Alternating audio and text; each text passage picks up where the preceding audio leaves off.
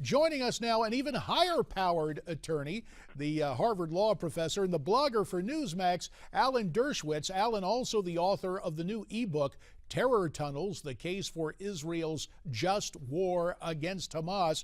Alan, once again, we welcome you to America's Forum. Thanks for your time. Thank you so much. This is such an interesting and complicated issue. Thanks for having me on about it. Well, let's try to uncomplicate it. You heard Josh Earnest.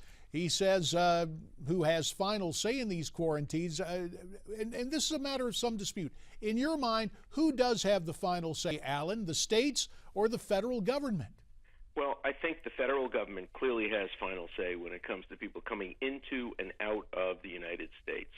If you go back to the cases in the 1910s and 1920s when we were quarantining people for tuberculosis and cholera, we were a much more localized government, and the states were the ones who administered quarantine and sometimes even invoked martial law. So I think we're seeing a change, and I think in the end, the federal government will prevail. Now, that's one dispute, who should prevail, fed or state. The other dispute is who should have the last word, politicians or medical experts. And here I'm going to be counterintuitive. It cannot be the medical experts. Nobody has elected them to make the cost-benefit analysis of what is the risk of a false positive versus a false negative. That is essentially a political decision, and the experts have to provide all the expertise, but ultimately it's elected political officials who decide whether it's better to err on the side of confining a few people unnecessarily than of spreading a disease. In the last analysis, probably the courts will make that decision. They will defer to medical expertise, but in the end, it is a political, not a medical decision. And as you mentioned that, let's talk about one of the elected political leaders. We spoke briefly about it. Governor Chris Christie of New Jersey yesterday releasing Nurse Casey Hickox, who was in quarantine. Here's what he had to say when she was being released.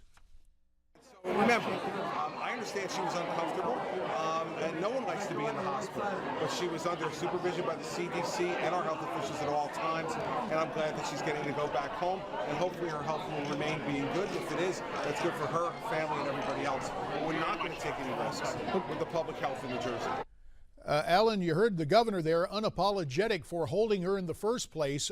Were his hands tied somewhat to release her by the White House, the CDC, or the threat of that lawsuit? I think all the above, but plainly he was right in the beginning. Remember, we say when it comes to convicting people of crime, better 10 guilty go free than even one innocent be wrongly confined. But I think you reverse that when it comes to public health. Better 10 people who can't communicate Ebola be confined for a short period of time than even one be allowed to be free and go on the subways and infect other people, infect people close to him.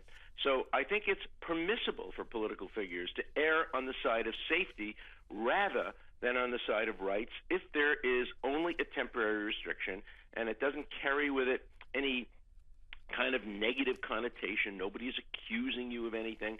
And we're all citizens, and as citizens we have to make some sacrifices in the public interest, even if we don't want to be vaccinated, even if we think we're at low risk for diseases that are prevented by vaccination. We have to all be vaccinated. We have Alan, to take decisions that benefit the people as a whole. Alan, less than a minute, 45 seconds from you. We heard Josh Earnest talking about the troops, those troops undergoing a quarantine when they come back from West Africa. The White House is getting heat for not owning that plan. After all, the president is the commander-in-chief. Josh Earnest said he would defer to the Defense Department. Who has clear authority there on that quarantine? Well, I think the president has the ultimate authority. The buck stops with him.